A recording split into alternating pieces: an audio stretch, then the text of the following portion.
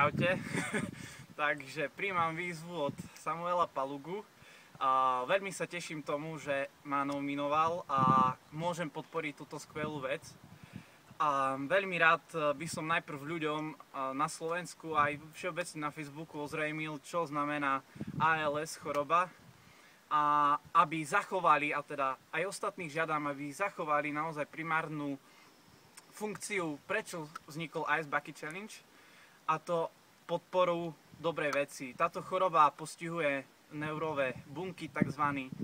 motoneuróny, a povedal by som, že je to oveľa horšie ako byť pochovaný zaživa, pretože mozog prestane vysielať signály a spracovávať signály autonómnych svalov v tele. To znamená, že nebudete vedieť vôľou hýbať svalmi a teda postupne dojde až k paralýze. A čo je na tom najhoršie je to, že váš mozog, vaša myseľ funguje normálne. Čiže ste uväznení v tele, v ktorom sa neviete hýbať, a vyše 25% ľudí sa nedožije 5 rokov. Viac ako 5 rokov. Takže ja nie som nikdy konvenčný, a keď nepríde Mohamed k hore, tak príde hora k Mohamedovi. Takže tu je vedro, tu je 200 litrový sud a ideme na to. A zároveň by som chcel vyzvať môjho brata Patrika Lištinského, ktorý dúfam, že sa toho zhostí tiež nejako.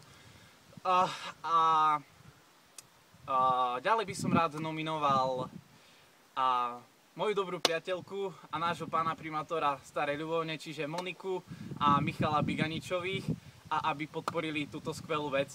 A ďalej by som chcel ešte povedať, že chcem zachovať tú primárnu vec, ako som už spomínal, tejto výzvy, a darujem sumu 30 eur na výskum tejto choroby, lebo aj keď je to oveľa menšie množstvo peňazí, ako darujú možno ostatní, ale chcem prispieť tomu, tejto dobrej veci, pretože žije aj v Ľubovni, aj v okolí Ľubovne kopu ľudí, ktorých postihuje práve táto choroba, a naozaj viem, že je to ťažké, keď sa musíte o svojich blízkych, o svojho ocka, mamku alebo dceru starať a je postihnutý touto chorobou a viete, že sa nedožije svojich možno aj 15 rokov, dajme tomu.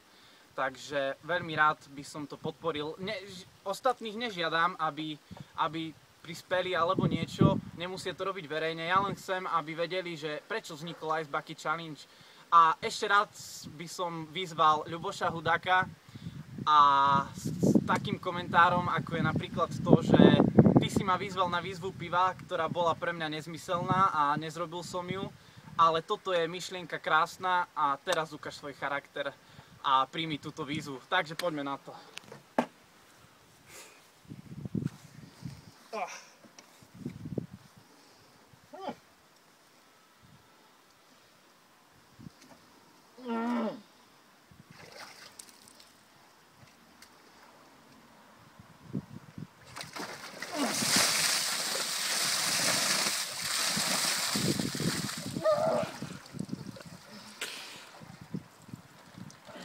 Takže čaute.